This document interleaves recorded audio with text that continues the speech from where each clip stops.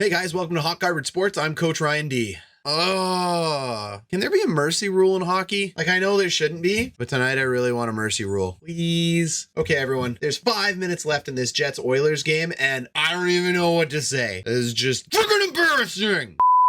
Embarrassing! It's embarrassing! Embarrassing! Embarrassing! So I guess I'll say thank you to everybody who's been watching my videos, coming in, checking out. We now have 130 subscribers, so please subscribe down below if you've been liking the content, and if you already are. Thank you. Okay, Connor McJesus. You can't stop him. You can't stop him. We're going to talk about the Jets' problems. We're going to roll the intro, stay around to the end. Let's see what we can figure out. Playoffs are coming. Playoffs. Here's Lemieux. The center penalty coming up. Look at Lemieux. Oh, my God. Oh, baby. Okay, I've been saying it. I've been saying it for the last 3, 4, 5, 6, however many videos. We don't match up well against the Edmonton Oilers. Connor McDavid is killing you. Stop!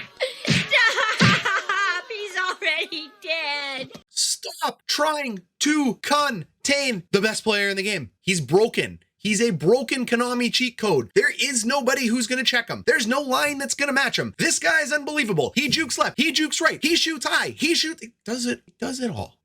So sad. Okay, well, we dealt with Gretzky. I guess we'll end up having to deal with McDavid. Or we won't, and we'll watch the Oilers win 4 cups. All right, here's a quick stat for you. If you do think you can contain Connor McDavid, here it is. Matt Larkin, unreal Connor McDavid stat. I'm ready for it. At 5-on-5, the Oilers are plus 88 in scoring chances with him on the ice. Without him, they're minus 183. That's a 200 goal differential. Man's broken. The man's broken. You saw it tonight. Hat trick. Killed us on the rush. There is very little you can do. The Winnipeg Jets have some problems going on right now. The Mark Scheifele benching? I think it was a good call by Coach Paul Maurice. What do you guys think about the coach? Mark Scheifele sure didn't like it. He stayed out for a minute 40 too long. Maybe a minute 40 total. Whatever it was. Something about a minute 40. Anyways, the guy goes onto the media and blasts Maurice. Now I know, pump the brakes. That's not a blast, but like, have you guys heard Mark Scheifele talk? He is Mr. Polite. So if he's going to say anything like that, you know he's real mad. All right. So now we have Connor Hellebuyck upset at a 1-off. We have Mark Scheifele upset at a 1-off. We have a team that looks like they're in dysfunction. Nick Ehlers is gone and hurt. Paul Maurice has no idea how to adjust for the Oilers.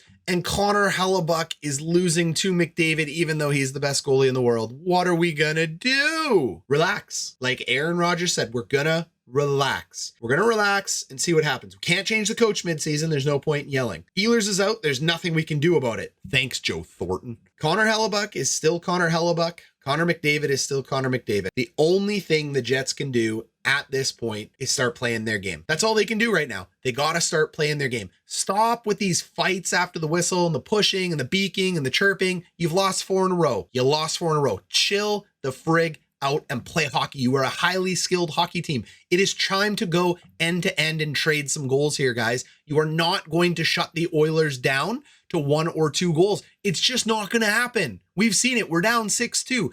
Doing the same thing over and over is the definition of insanity. Let the dogs out. Let the boys play, as they would say. Put the talent on the ice. We still, even with Nick Ehlers out, have a ton of talent on this team, and we gotta let them go. Time to start pushing. It's time to start pushing. Stop trying to contain the Oilers. Start pushing them back with skill and with speed, because you have it. Connor McDavid is going to go the other way. Connor Hellebuyck is going to make a save or 2. Put it back on them. Start scoring. Their goaltending is weak. They have good defense. If you do not think the Edmonton Oilers have good defense, you're wrong. At the beginning of the season, everybody talked about how the Oilers were going to be a very good team. Mid-season, Jets fans doing a victory lap saying, man, I guess those analysts and betting people were wrong because the Jets are on fire and the Oilers aren't there. Well, here we are. Things come back to the middle. We have a battle on our hands, and the Oilers are a good team. And you can say all you want. They're not a very good team without Connor McDavid or Leon Draisaitl. What kind of argument is that? Connor McDavid and Leon Draisaitl are there. They are the team. They're playing. They're not going anywhere. And with our luck, they're not going to get injured. They'll probably end up accidentally like getting a free injection of HGH or something, become even better. So contain them. There is a way to coach through this, but the first thing the Jets need to do is the millionaires in the room have to get their heads together and decide that they want to win. Stop getting at each other. Stop getting at the coach. Let's talk about the coach for a minute, and let's get together first. Okay, Paul Maurice. Whatever your opinion is about Paul Maurice, he's staying for now. But if you want to know my hot take after this game and what I think is happening, we have seen the beaking between Chevy and Maurice politely within the media about the usage of his players. I think Cheveldayoff is starting to get a little frustrated that Paul isn't playing the young kids.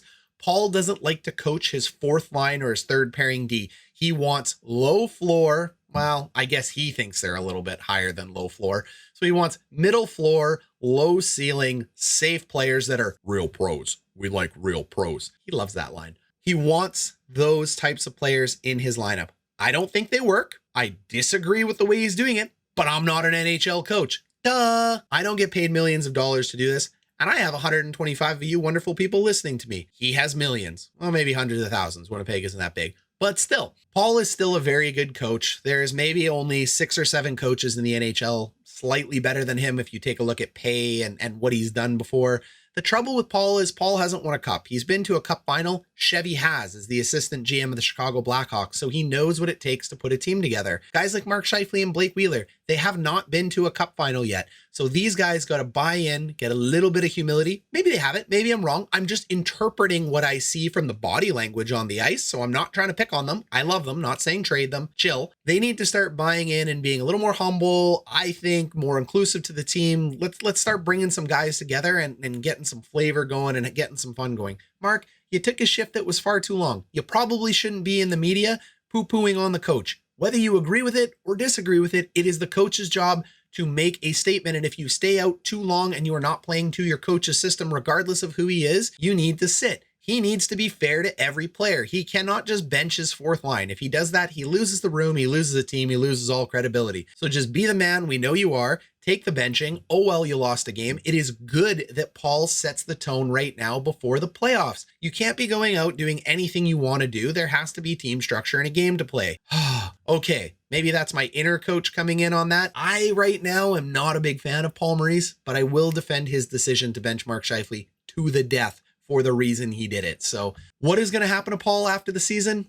Anybody's guess. It really is at this point. I personally think he takes far too long to develop the young guys. By the time the young guys finally get in there and are able to play a pro system the way he talks about it and he trusts them, sometimes they can be a little frustrated. It worked well with Oilers. It worked well with Scheifele. It hasn't worked well with some other players, but they're gone now, so whatever. Whatever happens to Paul at the end of the offseason, I think he's on the hot seat, at least in Winnipeg Jets fans' minds. Well, 50% of you anyway. I think the other 50% are going down with the ship and they're going to stick with Paul no matter what. Which side are you on? Let me know in the comments. Right now, after the Oilers loss, I'm on the side of I'd probably like to bring a up-and-coming young development coach, or let's just give Lowry's dad the job because actually he's a very good coach. However, after I go to sleep, think about it and calm down, I'll probably come back to center and to my zen and realize that Paul's probably the best we got going in. And he's probably, I'm going to say this right now, he's probably a top 10 coach in the NHL. So anyways, that's my take on this.